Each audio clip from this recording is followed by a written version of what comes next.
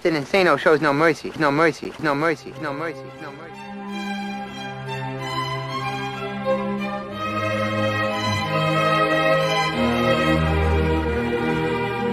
Straight cash, homie.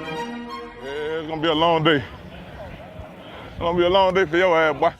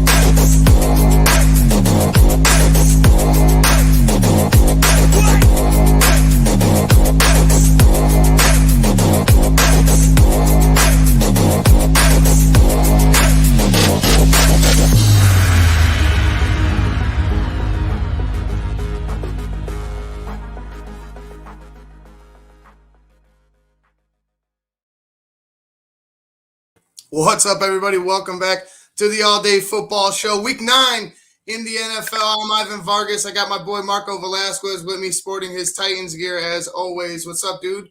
Hey, what's up, man? How's it going? Going pretty well. I know we took a hiatus on Thursday. I was kind of exhausted, with the baby coming and everything about 2 weeks away. Like I was done that Thursday night. I needed a nap. So I did. I took an extra long sleep, got some rest. But on Thursday night, the Colts, your arch rival in that AFC South, ended up getting a much needed victory over the New York Jets, and we know who the New York Jets are. They had a kind of a fluke victory against the Bengals last week. This guy Mike White throwing for over 400 yards is something kind of freakish. They came up short though. They came up short. The running game of the Colts really showed force, and Jonathan Taylor just a battering ram, something that the Colts really needed when they drafted him, really expected to have when they drafted him. But, that being said, they get the victory. They put up over 40 points. Moving on to today's games, I feel like if you're not looking deeper, you're gonna miss some quality games or at least some quality storylines in some of these games. The first one I want to talk about is the New Orleans Saints versus the Atlanta Falcons. And we know what happened last week with Jameis Winston. It's really sad to see him go down. He was having a hell of a year for the Saints. He was really rejuvenated, just kind of putting everything that happened to him in the past. And he was really a different quarterback from what we saw over in Tampa Bay. And, he goes down, he's going to be out for the season. You have Trevor Siemian coming in. He did a decent job last week stepping in and getting the victory for the Saints. But also you have Taysom Hill. And we know that at the beginning of the season, Jameis Winston was going to be – the plan was to tandem them. So it would be Jameis and then Taysom. Taysom and then you don't know what you were going to get trying to keep the defense off balance or whatnot. But it ended up being just Jameis. Now that Jameis is out, I feel like they're going to head back towards that. They kept mentioning Taysom Hill all week. They mentioned him pretty much all morning long. From what I was seeing, how do you feel about how the Saints are going to treat that quarterback position now that Jameis is out for the year? Yeah, I mean, I seeing that injury last week, with James, it looked bad, just watching that live and whatnot. And for a guy who was definitely trying to prove himself with a new team, especially with a future Hall of Famer like Drew Brees, retiring and him filling those shoes, I think James definitely looked, he was having a good season, but seeing him go down like that, it was must have been devastating for the Saints. But as far as as we stand today, Trevor Siemian coming into the game, obviously, filling in for Jameis against, the defending Super Bowl champion Tampa Bay Buccaneers. I mean, he looks solid, he looks solid out there. He looked comfortable. I mean, but Trevor Siemian, he does have that starter, starting quarterback under his resume, so I think that definitely played a role into his, his comfortability. But I think the New Orleans Saints definitely go back to that whole, in adding Taysom Hill to some of those plays, just helping relieve some stress from Trevor Siemian as far as running that offense for sure. Yeah, and it's Trevor Siemian did have some starter experience in Denver, but Taysom Hill, I feel like Taysom Hill is that it's almost like it's being forced upon. I feel like on the Saints, right? If you're going to go with a guy like if Trevor Siemian is struggling, right? Correct. I mean, he did a decent job in relief against the Bucks last week. But let's say he's struggling today, right, to start, and I know Atlanta's defense isn't a world beater, but let's say he struggles to start, and you get almost of a panic mode in Sean Payton. I feel like you're going to see a lot more trick plays from Taysom Hill. You'll see a lot of Taysom Hill in shotgun, like in almost in a wildcat formation. Yeah, like you'll see a lot of that if they get down. I feel like if they get down, if Trevor Siemian kind of leads, in the first couple drives, they feel comfortable with him, then I think they might just kind of pull back from doing all the gadget plays and mixing up the quarterbacks. But for right now, I feel like Trevor Siemian deserves, from what he did last week, he deserves a shot. Other than that, I think the Saints get the win. I really do. I don't think Atlanta has scares you enough. You also have Calvin Ridley going out with mental illness. Mental illness, and he's taking time off from the NFL to go ahead and get himself straight, which is it's understand like we don't know what's going on with Calvin Ridley, right? We can only just speculate what's going on in his mind. The main thing is that if he's not, I'm happy he made the decision, because if you're not ready on the football, you could get hurt. First of all, you're endangering yourself. If you're not mentally ready on the football field, you're endangering yourself. Also, you're letting your teammates out to dry because you're not prepared to play the game that they're prepared to, that they're ready to go. That this is you also have it is football. It's about you as a player, but you also have a bunch of other guys on the team that are playing. And if you're putting yourself at risk like that, you're putting the team at risk as well. Because I mean, let's face it, you're not prepared to play. I'm happy he did it. I wish him all the best. I hope he gets better and comes back and is ready to play. But with that being said, I'm going to go ahead and take New Orleans in this one. I think New Orleans, I don't think they put up, giant numbers, but I think that New Orleans Saints score at least 27 points. So I'm going to go 27 to 19 New Orleans. Yeah, I mean, that sounds like a really good, prediction. I'm actually going to go New Orleans. In all honesty, with everything that happened with James, I still think that the New Orleans Saints have a really good tandem, with Taysom Hill and then, Trevor Siemian. I understand, Trevor coming in as a backup quarterback, they still have a 1-2 punch, and that, nothing, to scare the NFL. I'm not going to go that far. But as far as, for them to stay, in the division, stay relevant in the division, put up a fight, I think they have a good chemistry between those two as far as, when to bring in Taysom, as far as, and like you touched on it earlier. I feel like Sean Payton he definitely has a good bounce back plan as far as, if Trevor Siemian does look like he's struggling at some point in the game, I think, you definitely have a reliable quarterback, a guy that you personally like, like as far as, for Sean Payton. I mean, he's a big, Hill fan. I think we've seen how fondly he thinks of him as far as, as a player. But as far as today's game, I do think that the Saints take the victory today. I just with the way the Falcons are playing, I don't see them, putting up much of a fight. They're not world. The Falcons aren't world beaters. Like they're not. They're scraping by just as much as any middle of the pack to bottom tier type of a team. Just trying to find out who they are. You know what I mean? Yeah, for sure. So I'm going to predict a New Orleans victory of 27-17 today. 27-17 New Orleans. We're on the same page here. Yeah. New Orleans, just even with Trevor Siemian, he has a starter experience. He's a journeyman. He's going to, in my opinion, with this offense, he's going to do enough to get the job done. He's not going to make too egregious of a mistake. Maybe if there's a broken pass protection and he gets strip sacked or a tip ball, maybe interception. I don't think he'll make that many mistakes with the offense and the coaching staff that he has. All right, moving on to our next game that we want to highlight today, and that is going to be New England and in Carolina. 2 4-4 teams, two teams that are going opposite directions. You had the Panthers on a high, 3 wins to start. Out of the gate, they were undefeated. Their defense was all world. Like nobody could run on them, nobody could pass on them. They were doing everything right. 3 games later, they're struggling. 3 to 4 games later, they're struggling.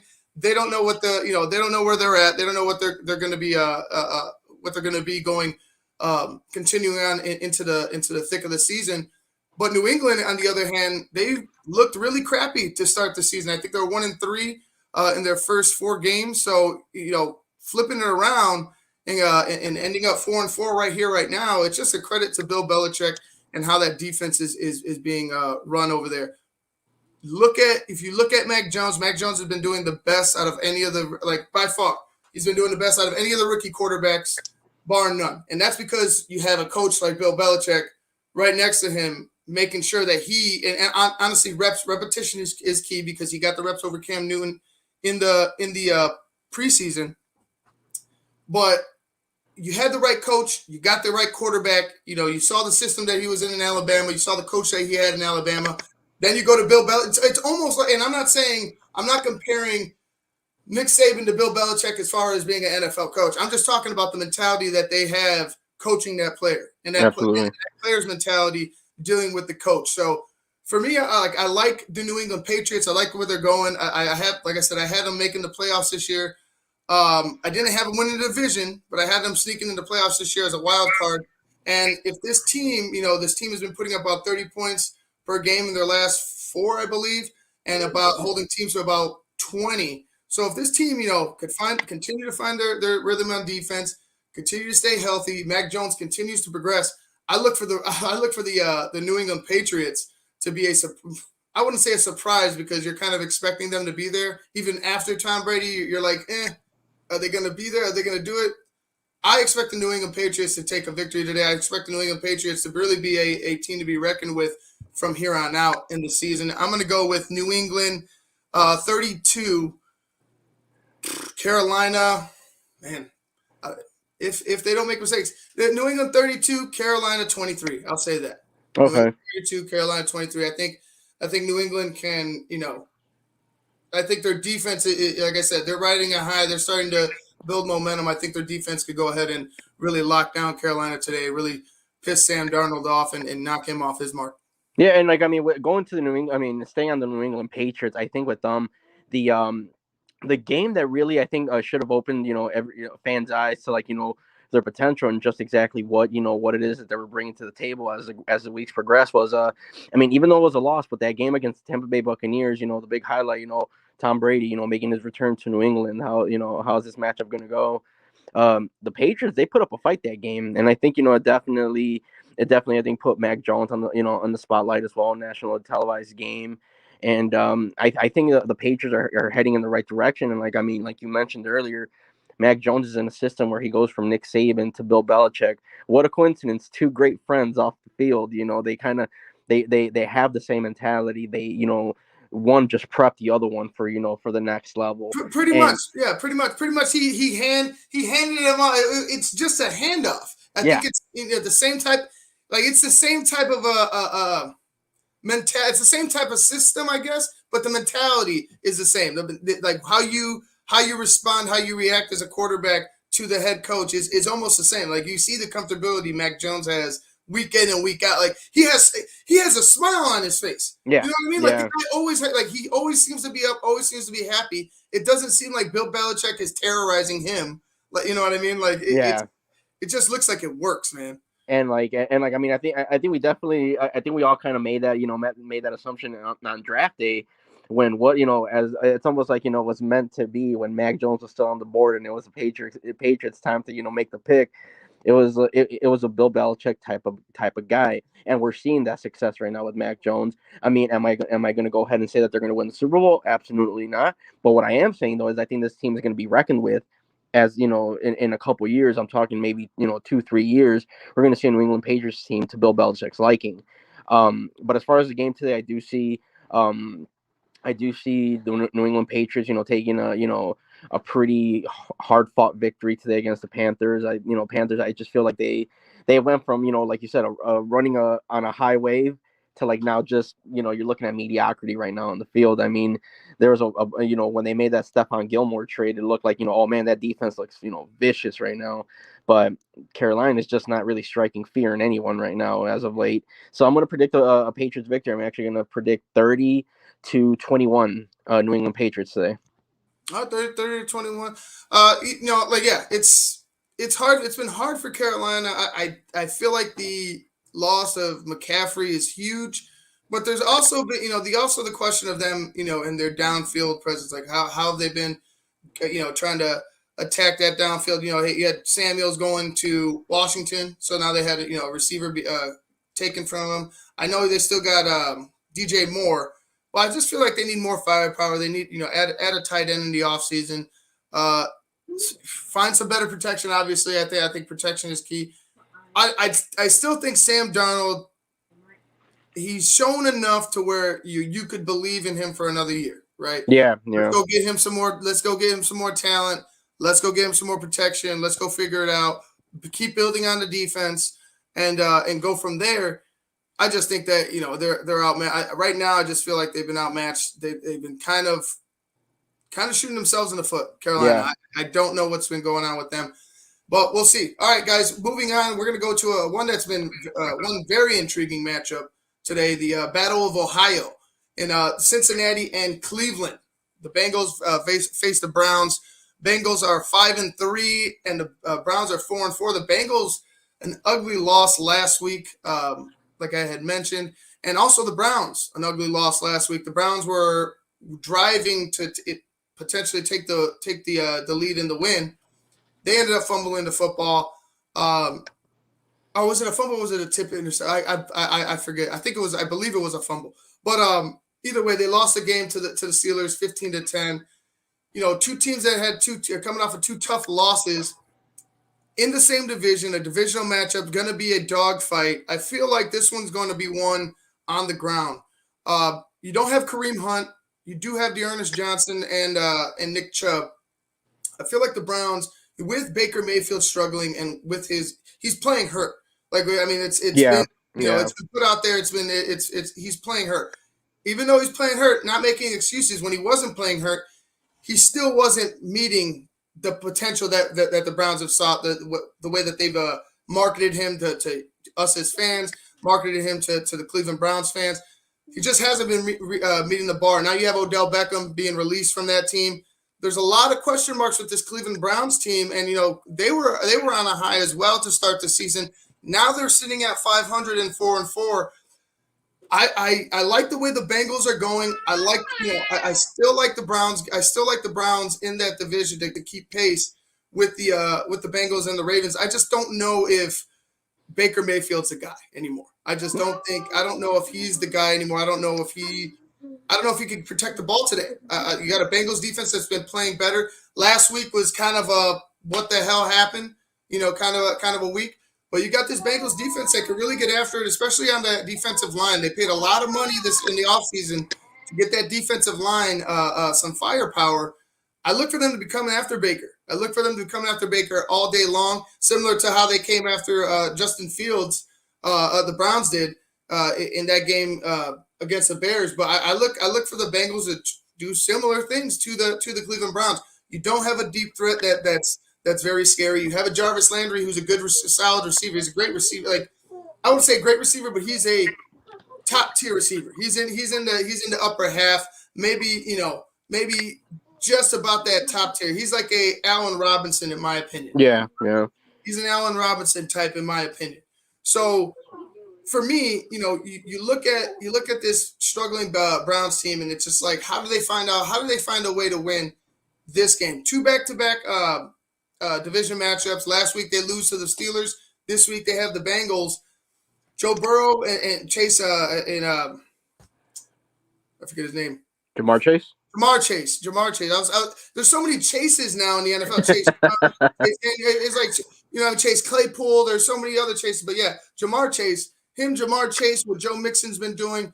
Their tight end I forgot it. I remember I was talking crap about him. I didn't want to use his name. I remember I said there was no tight end in Cincinnati, and he went for 3 touchdowns. But yeah, they have weapons on that Cincinnati team to go ahead and really put the pressure on the Browns if they go ahead and get a lead. The Browns defense is going to need to step up. They're going to need turnovers. They're going to need sacks if they're going to go if they're hoping to win this game today, because I feel like the Bengals have the edge on them. Yeah, absolutely. And my condolences to Bengals fans. we can relate on losing to the Jets and then saying, what was that? But I expect the Cincinnati Bengals to have a very strong game today, honestly.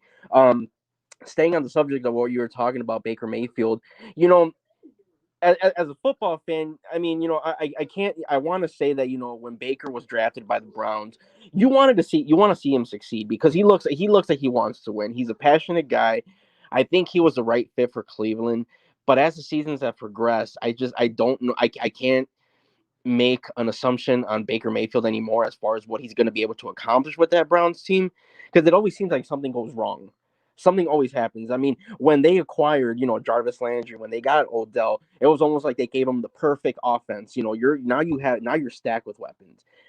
As the Browns have progressed, injuries have plagued that team, and all of a sudden, you know, the superstars of the team are just not, you know, are not content with their roles on the team. You let go of Odell, Baker's hurt. Me personally, I think that shoulder is going to linger as the season progresses, depending on how the Cleveland Browns, you know, how far they progress as, you know, as far as victories and losses. But as for today's matchup, I think that the Bengals defense is going to eat them.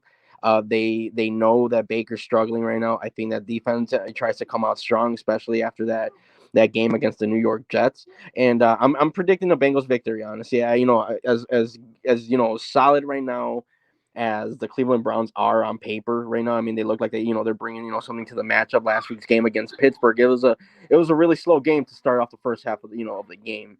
But I don't see Cincinnati, especially what they're trying to prove and how they've been playing. I think Cincinnati definitely plays strong today, and I think they take home a victory. What you got for a score?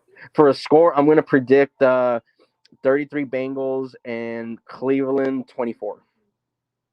All right, we're on the same page. I think we're picking we're so far so good. We're on the same page. I fear the last one might be where we separate, but I'm going to go with the Bengals as well. I think Joe Burrow lights up Cleveland. I don't see why not. This Bengals team has been rolling. You could point to last week as a fluke. You could point to last week as a mistake, as you know what the hell happened. But that's got to motivate you as a team. Yeah, got to motivate you as a team.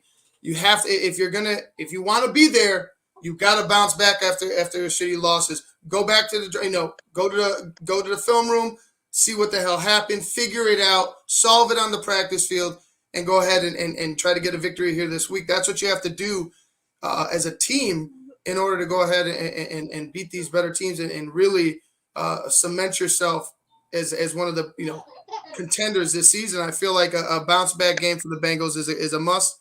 I'm going to go Bengals 28. I'm going to go Browns. You know what? I'm going to take that back. I'm going to go Bengals 24. I'm going to go Browns 17. I think a touchdown difference separates them. I'm saying I think it's going to be a dogfight.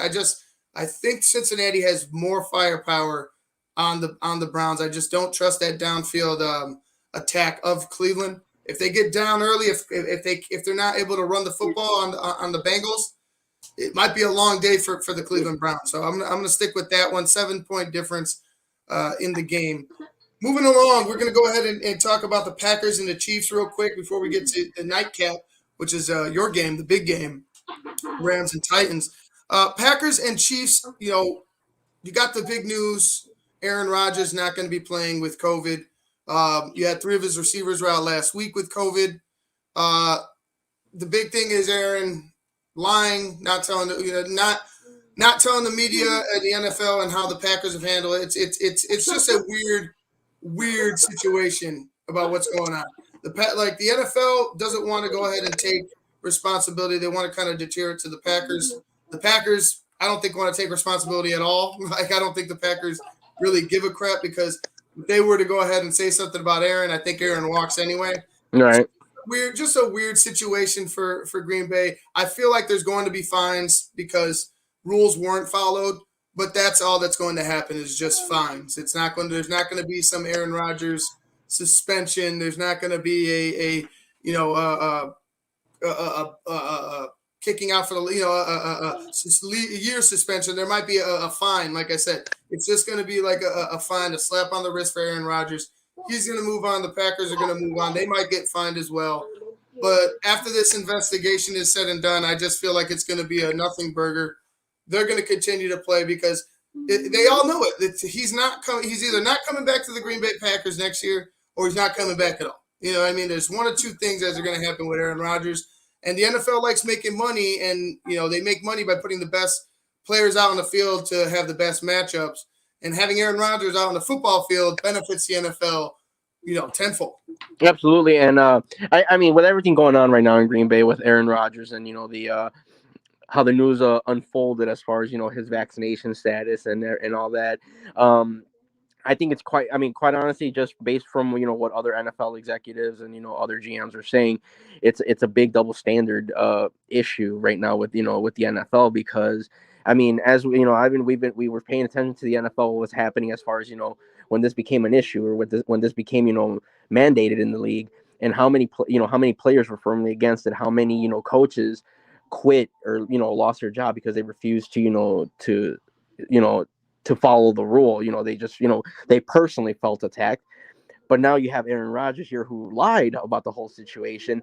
The Packers are just right now making the news for all the wrong reasons, and I think that it really brings up the topic of double standard. Just like, oh, so because I'm not a big name, you're it's okay if I get fired, but this guy who's an MVP candidate, you're cool with that. We're gonna let that slide. It's like it's a whether the NFL wants to acknowledge it or not, it's a real slap in the face right now, because like I said, you're pretty much telling everyone, if you're a superstar, we won't worry about it, but if you're somebody else, you're gone. Get you're gone. Like, get the hell out of here. Like, you're number 54 on the roster. See you later. So, you know what I mean? It doesn't matter. And that's something that we brought about. We had mentioned on Sean and Maya in the morning, and a couple other smoke fellas.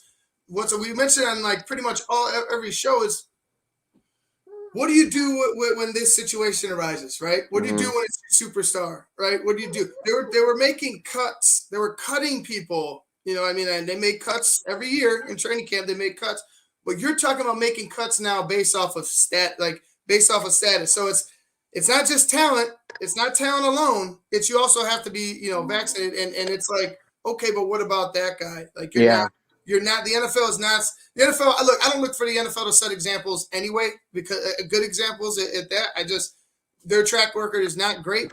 Yeah. But for me, I just feel like this one this one's going to get messier and messier the more it continues. I feel like a mandate is not in the best benefit for the future of the NFL. I don't see it benefiting them whatsoever. You're going to have guys walking. You're gonna have your superstars walking soon, because I feel like Aaron Rodgers is pretty much at that point. But getting back to the game, getting back to what's being played out on the football field, you got a Green Bay team with the Jordan Love leading the way. His I believe it's his first start. I think he's had NFL action before in garbage time. He played okay in that Saints loss 38-3, but you're down 38-3 against a soft defense. What happens when they're going to face somewhat of a soft defense again today in Kansas City? You're facing a softer defense. Hope maybe today is just kind of like the perfect storm for Jordan Love. You don't have a tough defense. You do still have a pretty solid pass rush if they could get there. And I know they added Melvin Ingram in Kansas City, so now you have some help on that pass rush, on the defensive line for the pass rush.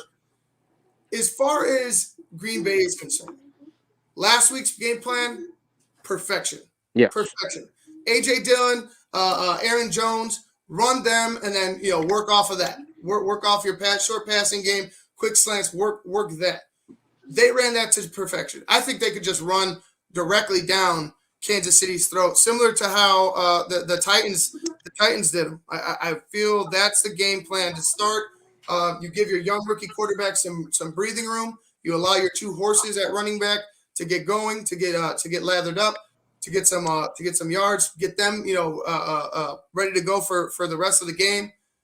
And then you could see Jordan Love just kind of allow him to methodically find the open man. Yeah, ease his way. Don't try to win it, Jordan. Don't try to win it for us. Allow your running back. Hopefully you get a push from your offensive line. Your running backs get some chunk yardage. Your running backs even help you out of the backfield. As a dump option.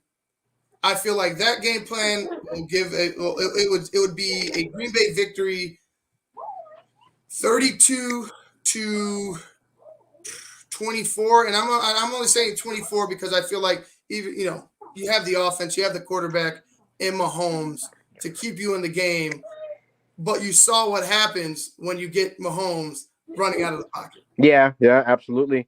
And like, I mean, as far as because of the absence of like an MVP candidate like Aaron Rodgers today, I definitely agree that Jordan Love, it's kind of like it's a perfect stage to be on right now, because you're going up against a Kansas City team who isn't scaring many people right now. A defense that's just been they look quite atrocious these past couple of weeks. And for Jordan Love, I mean, with the weapons that he has, I feel like he definitely can find some comfort in as the game progresses.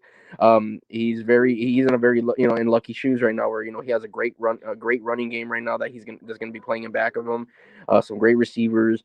But for the game today, I'm predicting actually I'm going to be off a little with you as far as the difference, but I'm going to predict a 30-24 victory by the Green Bay Packers. I think Kansas City stays in the fold. I think definitely they stay in the picture today in the game, but because of Jordan Love, it being like a his first like starting game as far as like of this magnitude, I definitely think Green Bay settles for some field goals, and I think they keep the score at 30-24 today. Okay, and I can see that. They do go for that's a good point. They do go for a lot of fourth downs with Aaron Rodgers. Yeah, that's with Aaron Rodgers. That's with Aaron Rodgers.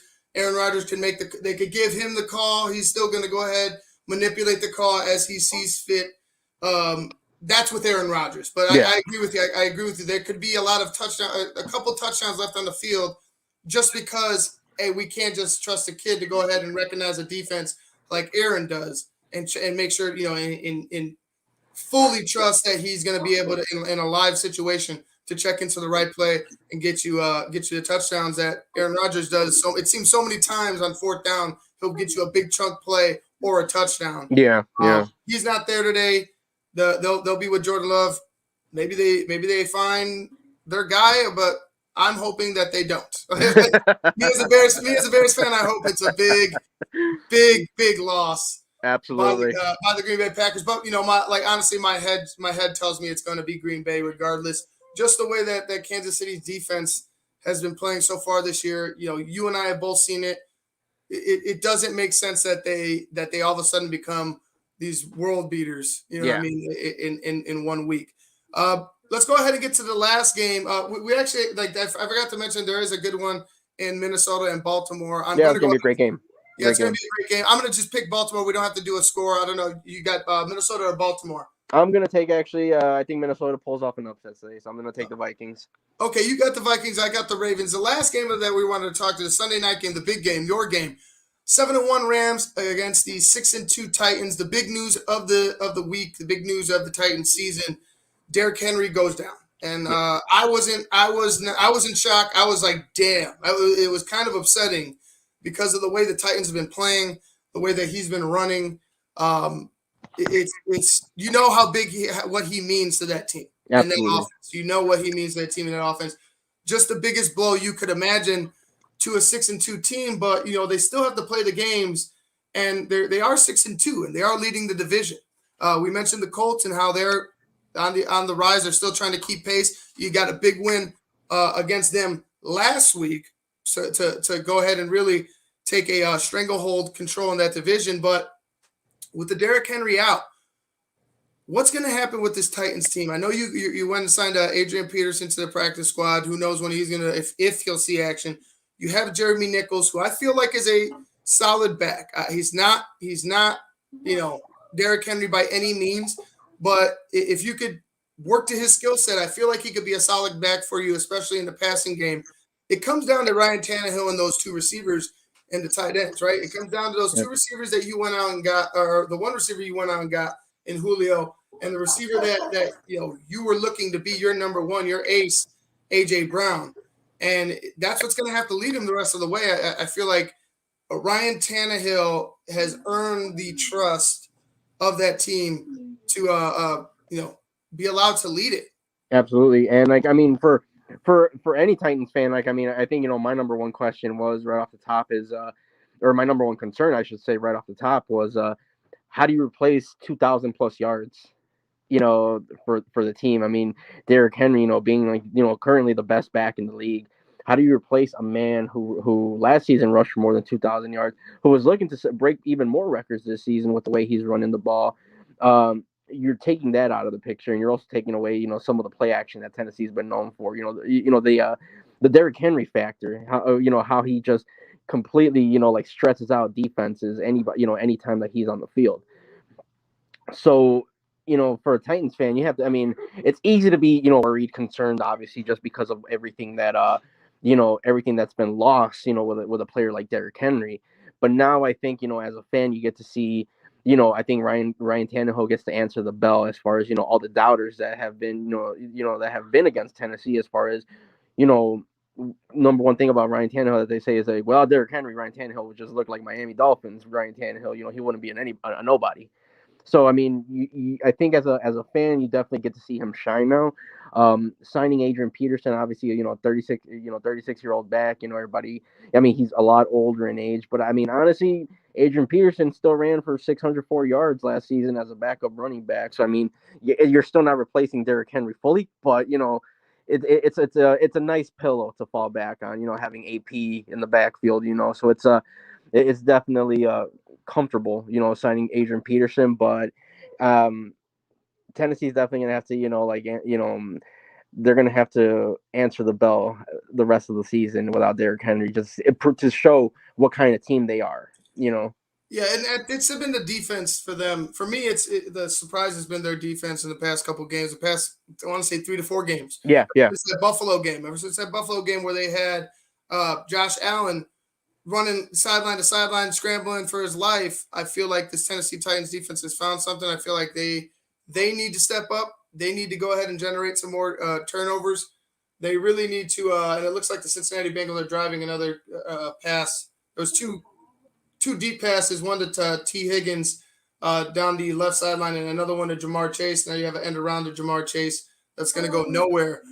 Cincinnati's in the red zone. But, sticking with the Titans before we wrap things up, I like their chances. Yeah. I still like their chances, even without Derrick Henry. We still don't know what is going to be. We don't know the full extent. I know they said season, but I'm sure in Derrick Henry's head, he's going to try to find a way. Yeah, right? They're going to try to find a way. They're going to really evaluate it afterwards. They're not going to rule anything out until you have to rule it out. So with the Rams, I like this team. Like, the team is just they're solid. They add Von Miller, this week, so they got more pass rushing help. They, I feel like this Rams team. You had predicted them to go to the Super Bowl. I think you predicted them to win the Super Bowl. Yeah, you predicted them to win the Super Bowl. It's looking at this game today. You expect the Rams to try to do what the Titans do and run, right? Yeah. You got Henderson, you have a Sony Michel. You're going to try to run. I know Cam Akers is their feature back. He's been out since the beginning of the season. He's been on season-ending injury since training camp. But I feel like that's what they're going to do. Henderson is a bigger back. They do have a solid offensive line that's able to get downhill, and they could move some guys over. I think that's what they're going to try to do: control the clock and really force Ryan Tannehill to make decisions downfield. Really force him to stay in the pocket and make decisions downfield. Ryan Tannehill is a solid quarterback all around. He could do it outside the pocket, do it inside the pocket. He could run if you let him run. He could run. Former receiver in college. You have like if you're Tennessee, you cannot make any mistakes. And I know I mentioned that before. It's easier with Derrick Henry because you could just hand the ball off or play action off of that and find open receivers. But now they're going to be watching. They're not scared of Nichols as they are of Henry. That's for sure. So they're going to be watching a little bit more at watching that passing game, watching Ryan Tannehill a lot more closely than the norm. I think this Rams team has too much right now. I think the shock of Derrick Henry being gone just kind of lingers, and Joe Burrow just threw an interception at the goal line, and it looks like they're going to take it back. The Cleveland Browns are for a 90-plus yard touchdown. Denzel Ward for the end. That looks like there's no flags on the field. Yeah. Cincinnati, first mistake of the game, first mistake of the day. Throws an interception at the goal line. You gotta love that. You gotta love that after how much we hyped the Bengals to come out strong. You throw a pick six. Yes, we know we talked crap about the Bengals last week, and then they went ahead and put a whooping on the Ravens.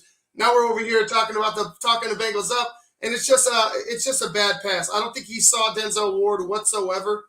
I don't know how he didn't see Denzel Ward, but he was just sitting right there. Threw the ball, he undercut the route, and Denzel Ward takes it back about, I think it's 101 yards, if I'm not mistaken. No, it's about 98 yards. 98 yards. He was on the 2-yard line when he caught the football. But, let's go ahead and start. Now, action's going on all over the place, so I'm trying to stay focused so we can finish up here. I'm going to go with the Rams. Rams, it just, with Matt Stafford back there, how he's been playing this season, how Sean Payton's been coaching, them adding to their defense. It just seems like all the Rams blocks are being, set in such a way that it is going to benefit them in the playoffs and down the road during the season. I'm going to go with Rams 30, Titans 20. Titans 23. Rams 30, Titans 23. I'll say a touchdown difference. It could be about a 10-point difference. Really, I could see it being 20 to 30, but I'm going to go with 30 to 23 Rams over the Titans. Yeah, I mean, it's interesting. I think with the Rams right now, their only weakness is the fact that they're playing in the same division as the surprise team of the season, the Arizona Cardinals, because otherwise I think the Rams will be the talk of the town. That team right now is just way too talented. The way Cooper Kupp is just playing right now, just balling out for Matt Stafford. I think that, and then the defense. You still need to talk about the defense. When you're talking about that Rams offense right now. I still call them my Super Bowl favorites. I think they are an all around all around team right now. They're just solid on every aspect of the ball. But I do think that they show out today. It's a good matchup, going up against the Titans team that just lost their star player. I think the shock right now for the Titans is what kind of team is going to take the field, without the man who's been known to carry the team on their back. I think the Titans show out, and I think they definitely keep it a lot closer, but they can pull off a field goal victory. So I want to predict a 30-27 Titans victory. 30-27 Titans victory. It's going to be a good one. I'm going to make sure that I'm up throughout that entire game because, I just feel like that one could be a potential Super Bowl matchup, even without Derrick Henry. It really could. And I saw it with Derrick Henry being just that. I'm like, man, this the rematch. The rematch. Super Bowl 98. It's just, man, it would be something to see. Both teams played each other in that year as well earlier in the season, with the Titans getting the upper edge of the Rams, but the Rams ultimately getting the victory in the Super Bowl. But maybe we're watching history repeat itself. Hopefully it's just a good game. That's all I ask for. Hopefully Derrick Henry gets back because honestly, he's one of my favorite running backs to watch. He really is. He's been one of the best players in the league. The league is lacking without Derrick Henry. I'll say that the league takes a hit without a Derrick Henry. But that's it, guys. Those are our predictions of the game. Enjoy the games. We're going to be talking to you. I'll probably fire up the camera again sometime during the second quarter and talk you guys into halftime. Marco, you'll be joining me at halftime? I'll be joining you at halftime. All right, I'll send you the link. We'll be talking to you guys at half of the Bengals and the Cleveland Browns. We'll also be talking about the Ravens and the Vikings that's going on right now. All right, guys, I'm Ivan Vargas. That's Marco Velasquez. Until about midway through the second quarter, you've been watching the All Day Football Show on Sports Zone Chicago. Captain Insano shows no mercy, no mercy, no mercy, no mercy, no mercy.